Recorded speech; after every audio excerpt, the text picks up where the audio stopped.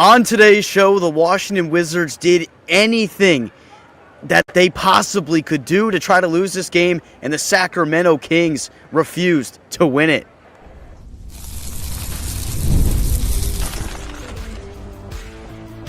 You are Locked On Wizards, your daily Washington Wizards podcast, part of the Locked On Podcast Network. Your team every day. DC family, you are locked on to the Washington Wizards, where you're part of our family. We thank you for making Locked On Wizards your first listen every single day. We're part of the Locked On Podcast Network, where it's your team free and available every single day. I'm your host, taking you through today's episode following a Wizards win. My name is Ben Strober, and I cover the Washington Wizards for Roundtable IO. On today's show, I tell you why the Washington Wizards did whatever they possibly could have done to try to lose this game today and still came up short in that department. The Sacramento Kings simply refused to win this game. Both the Wizards and the Kings entered this game with 12 wins on the season, and on paper, a 12-win team matchup. It's just disgusting. It's gross. And you go, what am I watching for? At the end of the day, if you're a Wizards fan, you know what the mission is for this season. A chance to go after the top pick, something this Wizards team has been doing now in the third year of officially bottoming out in this rebuilding process. A loss in this game put whoever lost it in a position where they are at the top of the NBA tankathon standings. Essentially, the loser of this game had the league's worst record, which means the lowest you could fall in the draft is 5. The winner would enter a 4-way tie for 4th place in the tankathon standings. I'm going to pull it up right now and get the numbers for you, but Washington did something that showed to me in this game that they were desperately trying to come away with a loss in this one. At the end of the game, Washington chose to close this game out with an all-bench lineup. The lineup that the Wizards had out there at the end of the game consisted of Will Riley, Skal Labissiere, A.J. Johnson, Sharif Cooper, and Anthony Gill. That was the lineup that was out there for the final 6 minutes of this game. And DeMar DeRozan and Zach LaVine still could not get the job done. The Wizards did anything possible in this game to try to drop it, and Sacramento refused to do so. And it's frustrating because, one, as a host of this show, I know what the mission is. I understand what has to be done for this Wizards team. It's part of the rebuild process, and there's going to be nights like this where you're facing a team that you're competing against in these lottery standings, and you go, man, this is one that you actually really do need to lose. There have been other games where I'd say it's okay that you get a win in that one because you're not going to have to worry about facing these teams at the end of the season in terms of the draft lottery standings. And here you are. Washington is out of the top 5 technically. They're tied for 4th, I guess, with Brooklyn and also Utah. Utah's at 6 right now. So Brooklyn and Washington are both 13 and 35, which ties them for 4th in the tank standings right now. Sacramento has a full sole possession of that top spot right now. This was just a disgusting game of basketball, first of all. The Kings shot 4 for 21 from the field in the first quarter and had 6 turnovers to go along with it. It was downright atrocious, disgusting basketball. And to make matters worse, so the way this game started, obviously Westbrook was out. That was known beforehand. He was on the injury report since yesterday. Alex Sarr was questionable for this game with a calf strain. And prior to the game, it was told to us by Brian Keefe that he would be a game-time decision for this one. Me right now. Okay, I think we're back, so sorry everybody for the internet issues that are persistent here at Capital One Arena sometimes. Domantas Sabonis for Sacramento was out there warming up, getting up shots right in front of me. I saw him. He looked good. And then suddenly at 5 p.m., he is ruled out for the game with a lower back injury. And then you go, oh man, this is going to be some type of basketball game here. And I'm going to tell you about the guys that flashed today for Washington because there were some positives from some of your young players that end up getting you the win today, including Will Riley, who had 18 points today, 6 rebounds, and 6 assists. A really good performance from Marvin Bagley, who returned to the lineup and got the start today with Alex Sarr out. You didn't see him at the end of the game because you knew that Washington was trying to lose this game, and it still was unable to do so. It was just ridiculous. And like you see in these moments, like where Zach LaVine and DeMar DeRozan are in this game, and you just feel like, I don't know how much these guys are bought in to like the Kings trying to tank or whatever at this point, and you're just like, what in the world is going to happen down the stretch in this game? Just feels like Washington is doing whatever it can to come away with a loss in this game, and still those guys did not come up with the big shots at the end of the game. 32 points for DeRozan, 35 for Zach LaVine. LaVine went crazy at the end of the first half just to get the Kings back into this game, and still they come up short in the biggest moments of this game. It's just kind of unreal because you see performances that seem uncharacteristic. Like tonight you see A.J. Johnson play 27 minutes. He scored 17, had 4 assists, was a +8 in the game, 7 of 13 from the field, went 2 of 5 from 3. And Johnson's a player that hadn't gotten a lot of run this year. And the Wizards are good. Like if you're in a situation where you're trying to lose a lot of these games because of how important this could be in the tank standings going forward, like it may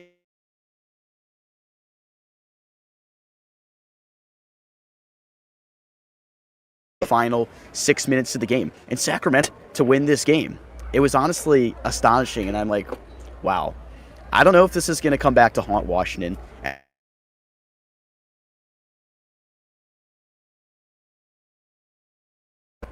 Gotten for to at least guarantee that you'll have that top 8 protected pick sealed up at this point. But finishing with the worst record in the NBA, I feel like is an important step for Washington, because you could only fall to 5 at the very worst. And at the end of the day, like that might mean something. The lottery's a flawed system.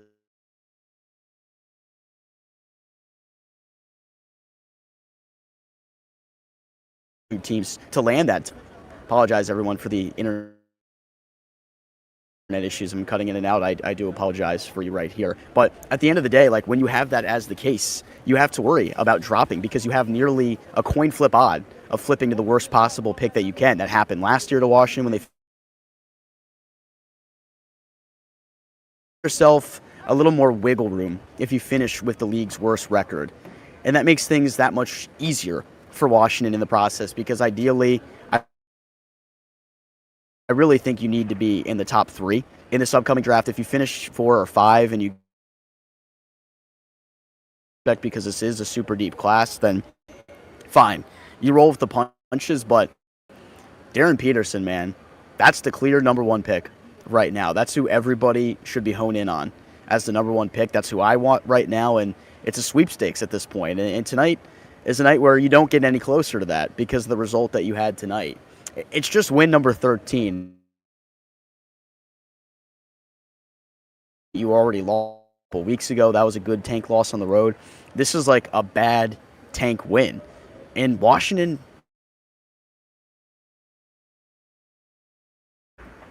didn't end up happening.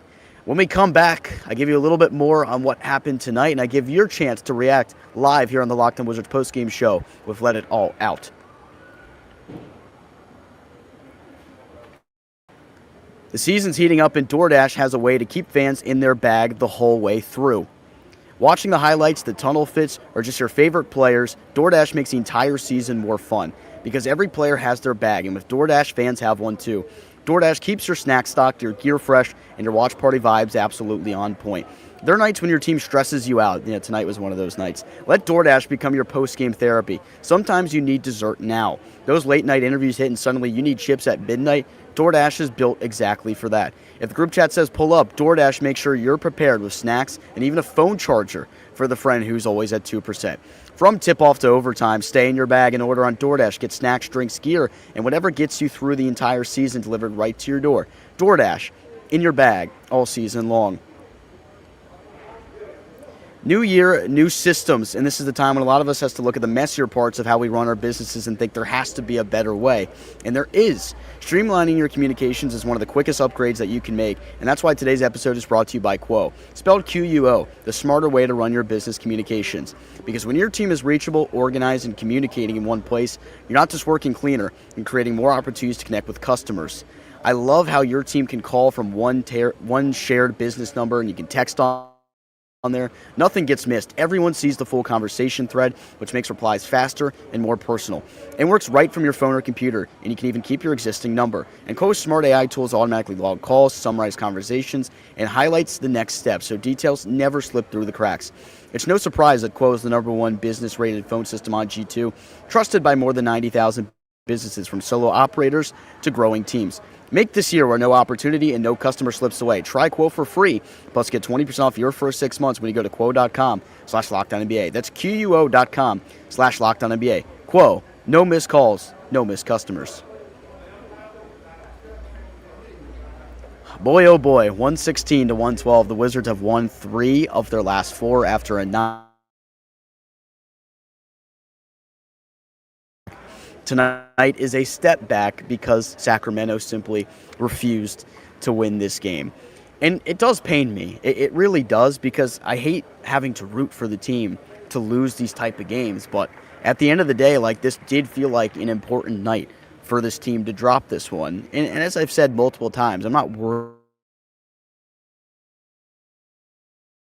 exactly what needs to be done, but man, that was real crazy work by Sacramento in this game to actually win this game.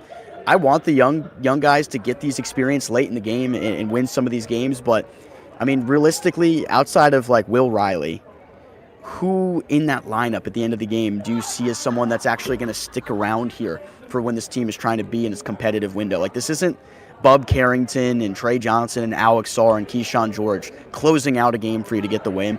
These are a lot of guys that, if the Wizards are going to be a competitive team a couple years down the road, a lot of those guys won't be here at that point. So it makes you wonder what good would really come from winning the game. And Will Riley knocked down a really clutch 3 to put the Wizards in front late in this game with 2 minutes to go. Levine missed a couple good looks at it. Washington turned the ball over with 10 seconds to go and gave Levine a look.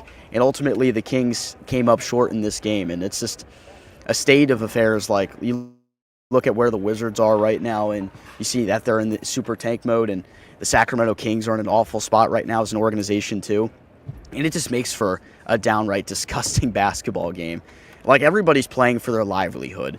So I know that nobody's out there trying to lose, but the Wizards played an all-bench lineup for the final 6 minutes of this game. They knew exactly what they were doing, and they still didn't come away with a loss in this game. And that's just the interesting part to me, but you live, you learn, and more opportunities. The Wizards welcome the Knicks on Tuesday, obviously one of the top teams in the Eastern Conference this year. So it'll be interesting to see how you respond to that. And you're coming off the heels of a 31-point loss at home to the Los Angeles Lakers. So I guess if you're the Wizards here, that was the response you were looking for in terms of energy and effort for your guys, but maybe not the result that everybody wanted at the end of the day. All right, your favorite segment here on the Locked On Wizards postgame show. It's your time to let it all out. Let's see what we got here. Here's one from Brando I like. Will Riley is going to be legit. I said this a few weeks ago, but when he develops, watch out. I really agree. I really like what Riley had done this year. And somebody I was talking to before the game just asked me what I felt about Will Riley overall. And I said I think he has great feel for the game, and I think he has unbelievable talent. The reason you draft this guy is because he has that tough shot-making ability. He's very long. He's got to fill out his frame, which I've said repeatedly on the show so many times. There's plenty of potential, though, in this guy. And if anybody on the floor at the end of the game is somebody that could actually stick around for a while, I think Riley is that guy. His ability tonight to shoot the basketball has been... Sorry for the internet issues once again, everybody. The stream's going to get cut in a couple minutes, so don't worry about that. Let's get another one up here. We play the Nets and Pacers twice soon. Plenty of time to make up for it. Yeah, that's definitely right. This Wizards team only won 18 games last year. I think maybe they get to 20 or 22 at this point this year. But it's interesting to see how there was a lot of effort that went in to Washington trying to lose this game, and they still ended up winning it. And I don't know if you look at that as a bad sign where they're going to have a hard time out-tanking some of these teams, but when it gets to February, well, we're in February now, I guess, March and April toward the end of the season, it's going to be some tough basketball games to watch. I'll tell you that. Today was the start of watching some really, really tough basketball. So, You're probably going to have to get used to that, and if it's not for the faint of heart, if you're not up for seeing all this happen every single night, like just downright bad basketball on both sides, you might be tuning out a little bit. But I think you should stay tuned in. You should stay locked on to Locked On Wizards podcast, because I'm going to break it down from every single angle as the Washington Wizards try to complete this tank process. Because at the end of the day, like, you hope this is it. Sure, you want to see a legitimate improvement from these guys, and I don't know if that means really winning that many more games overall, but you'd like to at least see the team try to push for the play-in. But a lot of this is going to come down to lottery luck, which makes losing a lot of these games super important. Like, you can't bank on being the Dallas Mavericks and having a 1.8% chance of landing Cooper Flagg and that happening. The Wizards just typically haven't had that kind of luck in the lottery. But at the end of the day, like, the team has to do what it needs to do, obviously, to keep its first-round pick, which is the top. All right. We got the Wi-Fi issues persistent once again, so I'm going to cut this. But we thank you for making Locked On Wizards your first listen every single day. For your second listen, check out the Locked On NBA Fantasy Basketball podcast. Josh Lloyd will get you right. Wizards win this one 116-112. Tomorrow, Denny Avdia was named an All-Star. We're going to break down our thoughts on that in tomorrow's episode. DC family, talk to you later.